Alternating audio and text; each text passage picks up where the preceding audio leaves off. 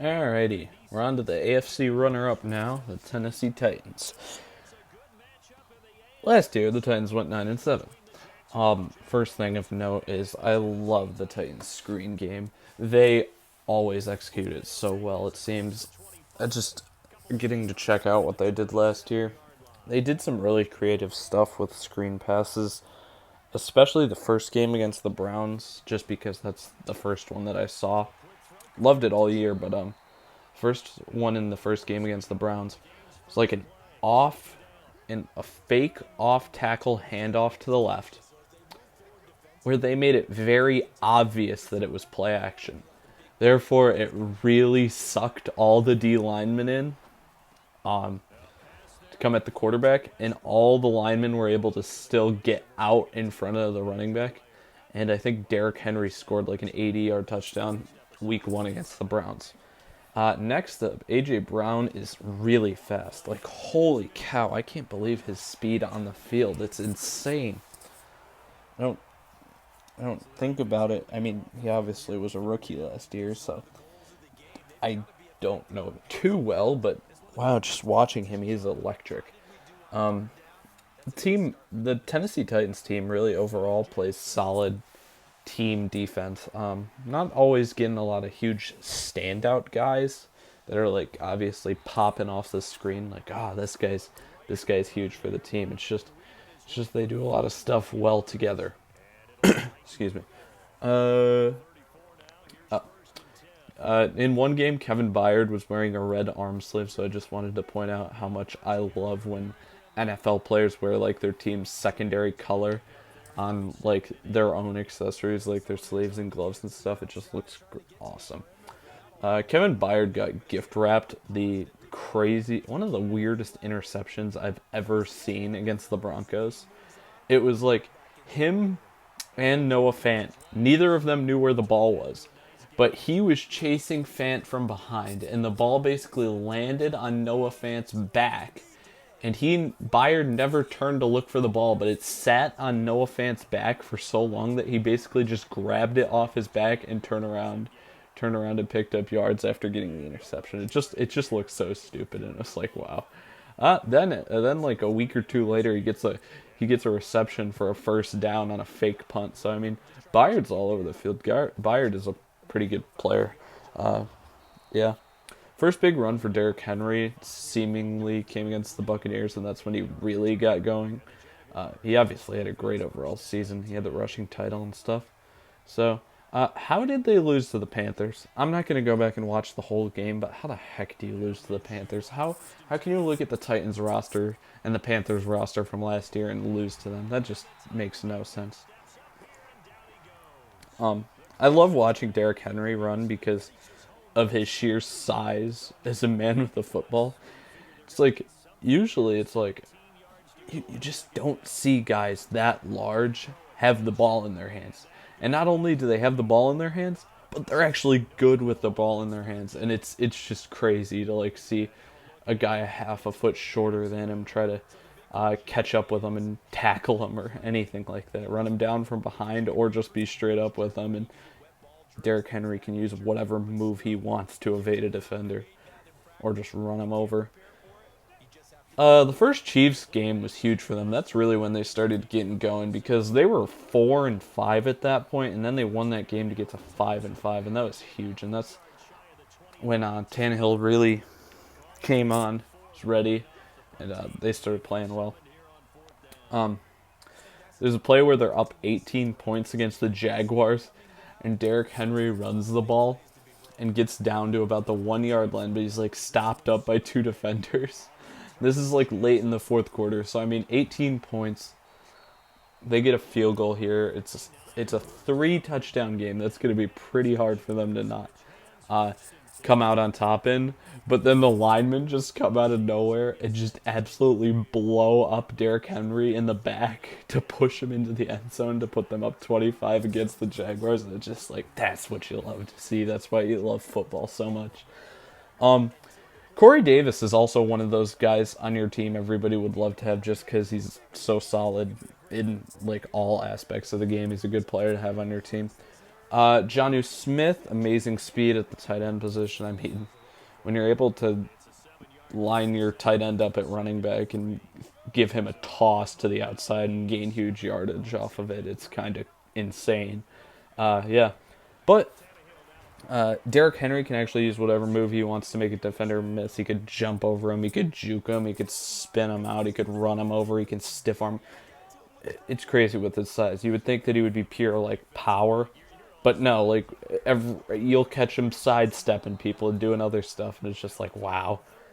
I never realized how apparent it was throughout the season that Khalif Raymond was the deep threat on the team.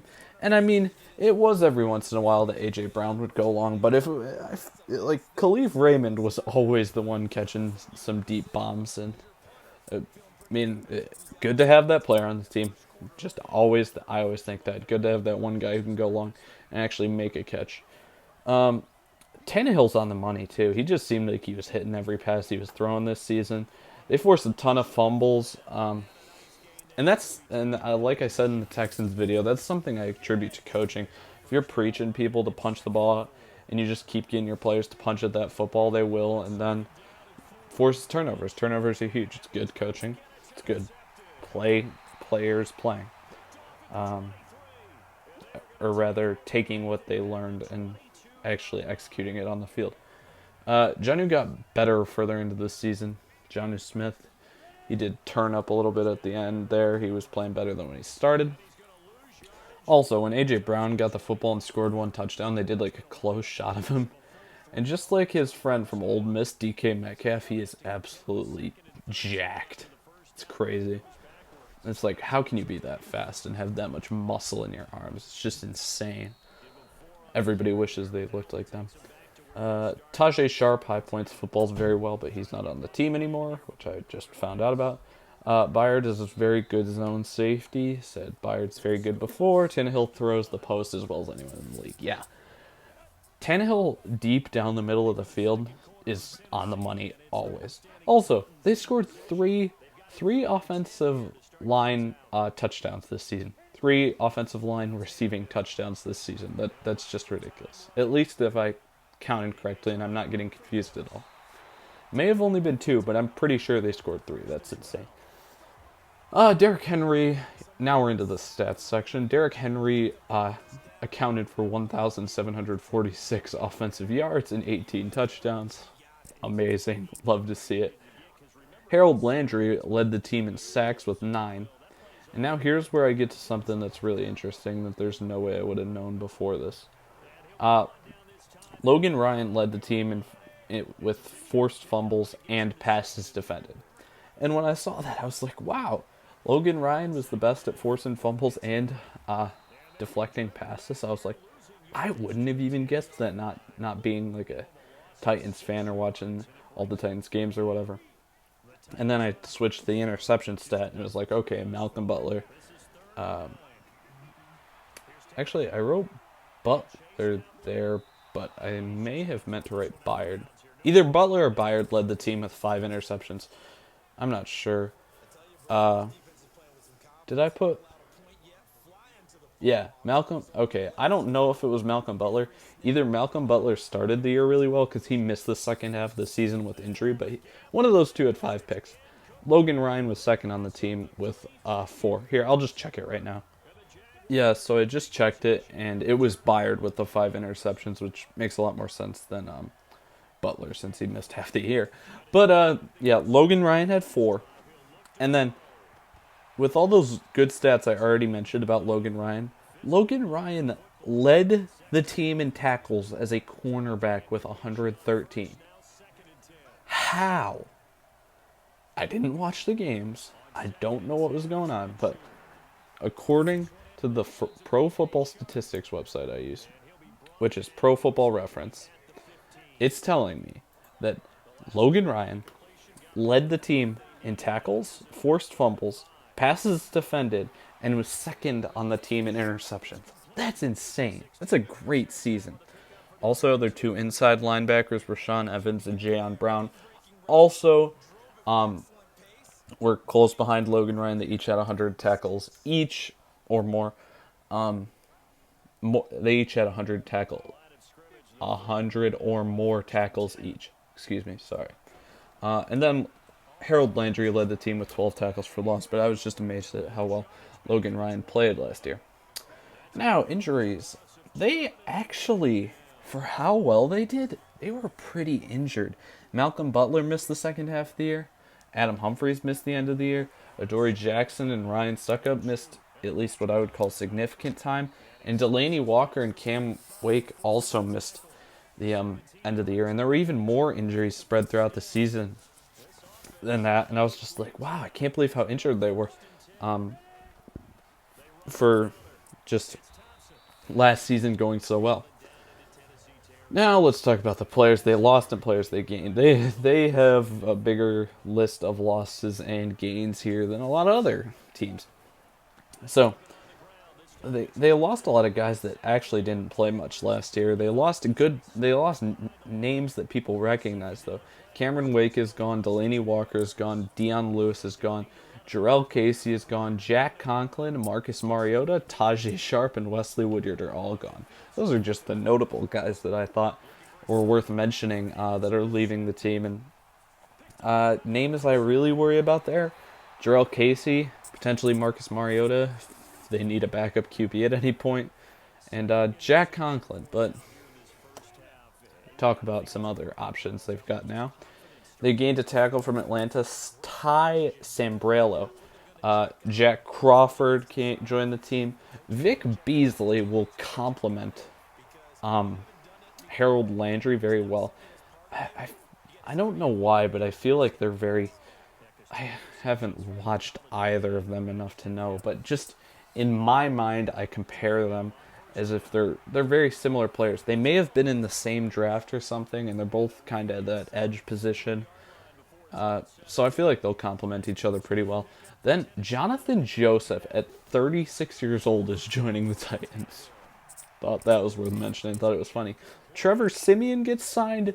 That's hilarious to me because I didn't think he would have a job again. Sonoris Perry left my Bills, and it's only worth mentioning because I didn't know where he went.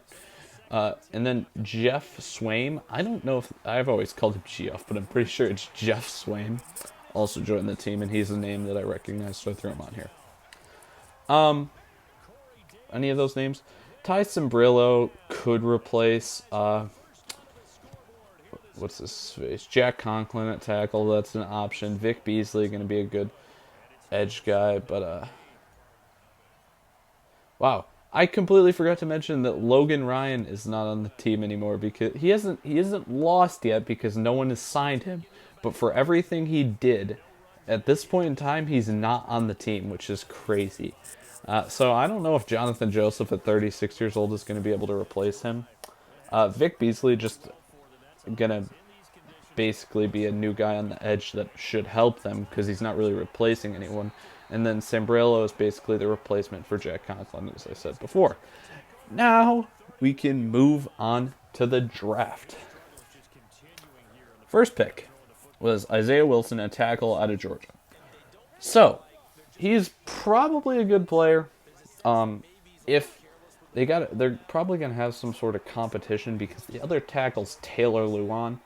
And unless they move either Sambrailo or Wilson to a different position, they're probably battling out for that right tackle spot. So competition is definitely good because then you'll be able to...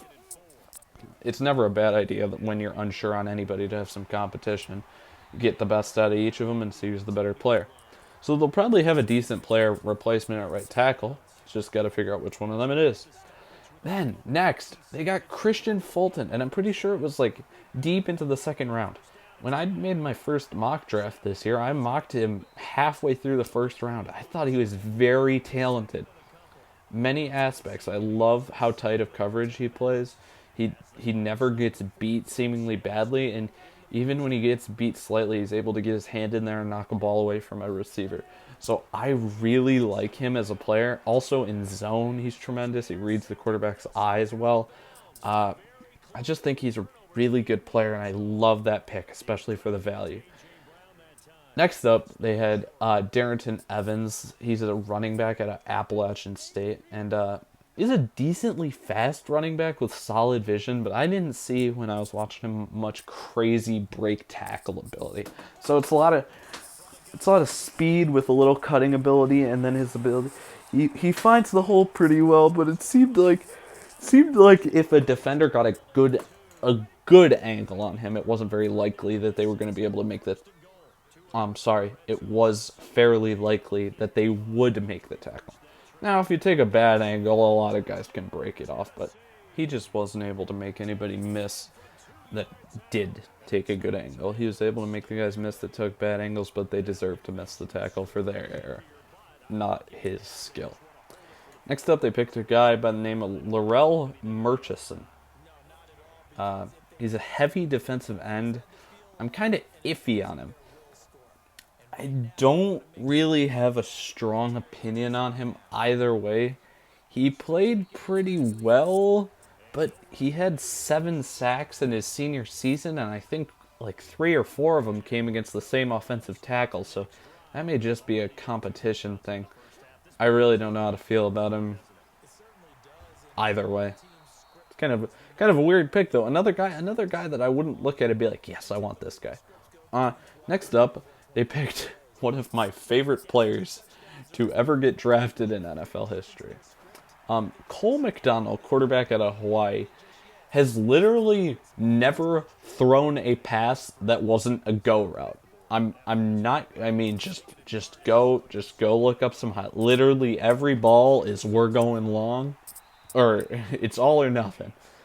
It's like the Charles Davis line in Madden, where it's like the West Coast offense is either a touchdown or a check down. The only thing is Cole McDonald plays the West Coast offense without the check down ever. So he's literally just always chucking the ball long.